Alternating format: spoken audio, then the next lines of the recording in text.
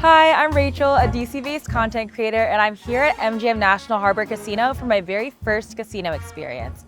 Sometimes you just need a day to play, and this casino has the largest gaming floor in the DMV area. So I'm excited to check it out. The first thing you'll notice when you walk into MGM Casino is that it's huge. There are 2 floors, which means there are a lot of gaming options. Slot machines, traditional and electronic table games, poker, and sports betting.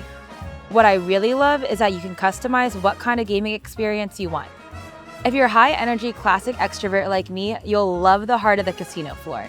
This is where you'll find table games where you can meet other people like craps, blackjack, and roulette.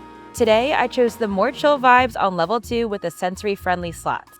Since this was my first time in a casino, I made sure to take it slow. On the slot machines, I couldn't believe that I could bet as low as 1 cent. The electronic table games also have lower minimums, so you can enjoy budget-friendly betting. And I actually won some money, so I treated myself to a drink at Blossom. And with that, my first casino experience is complete. What a day! I got to play my way, and I'll definitely be back. See you there!